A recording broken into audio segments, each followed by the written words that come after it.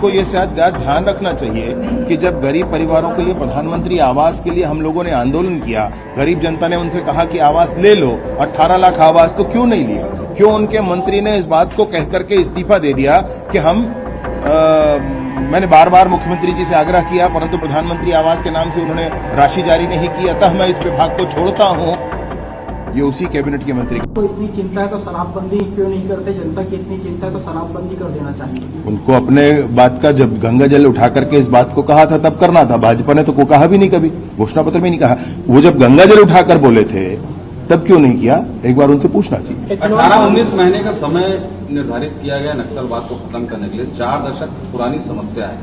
पहले गृह मंत्री हैं 24 साल में, जो आप सुदूर नक्सल प्रभावित क्षेत्र में गए हैं, प्रशंसा भी प्राप्त हुई है। क्या रूपरेखा है और क्या मानते हैं कि इन 18-19 महीने में नक्सलवाद पूर्ण रूप से समाप्त हो जाएगा?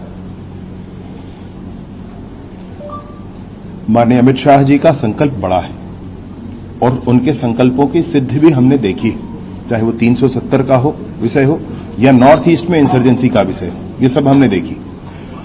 माननीय अमित शाह जी के साथ साथ हमारे प्रदेश के मुखिया माननीय विष्णुदेव साय जी, उनका भी मार्गदर्शन हम सबको प्राप्त होता है और अभियानों में जवानों ने गजब कर दिखाया है। जो शाबाशी दी गई, जो प्रशंसा की गई, वो किसी और की नहीं, निसंदेह उन जवानों की जिन्होंने धरातल पर काम किया, उन्हीं की प्रशंसा थी। एक ही आयाम नहीं, बहुआयामी प्रक्रियाओं के आधार पर, बहुआयामी अभियानों के आधार पर नक्सलवाद से प्रदेश को, देश को मुक्ति मिले, इसके लिए हम सब प्राणपण से जुटेंगे। और जो समय सीमा निर्धारित की गई है, मैं ये बिल्कुल मानता हूं कि उसी समय सीमा में बस्तर के गांवों तक विकास के कार्यों को पहुंचाने के लिए पूर्ण नियंत्रण की स्थिति होगी।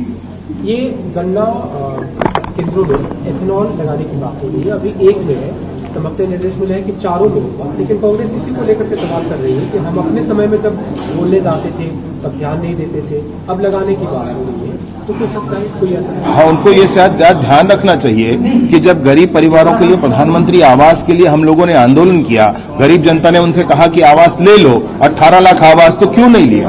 क्यों उनके मंत्री ने इस बात को कह करके इस्तीफा दे दिया कि मैंने बार बार मुख्यमंत्री जी से आग्रह किया, परंतु प्रधानमंत्री आवास के नाम से उन्होंने राशि जारी नहीं की, अतः मैं इस विभाग को छोड़ता हूं। ये उसी कैबिनेट के मंत्री का कहा हुआ विषय है। इसलिए मैं सोचता हूं कि हमको आगे की दिशा में सोचना चाहिए। वो क्या कर रहे हैं, क्या सोच रहे हैं, उससे सरोकार ज्यादा नहीं होना चाहिए। सवाल है, बाजू का राज्य है मध्य प्रदेश, आजकल बुलडोजर की बहुत धमक देखी जा रही है वहां पर। जिस तरीके से ड्रग पेडलरों की आपने चर्चा की, दोबारा उसी सवाल पे आ रहा हूं, अब नारकोटिक्स का कार्यालय भी खुल गया है, संपत्ति राजसात करने की बात की है। क्या माना जाए कि छत्तीसगढ़ में भी अगर ऐसा कुछ होगा तो बुलडोजर चलेगा? देखिए, संपत्ति राजसात करना है, अगर उस माध्यम से ड्रग ट्रेडिंग के माध्यम से बनाई गई संपत्ति है तो राजसात करना, जब्त करना, विनष्टीकरण करना, इसके लिए जो आवश्यक है वो किया जाए। धन्यवाद। आप देख रहे हैं दैनिक चिंतक। आगे की अपडेट के लिए बने रहे हमारे साथ। हमारे चैनल को लाइक, सब्सक्राइब और शेयर करना ना भूलें।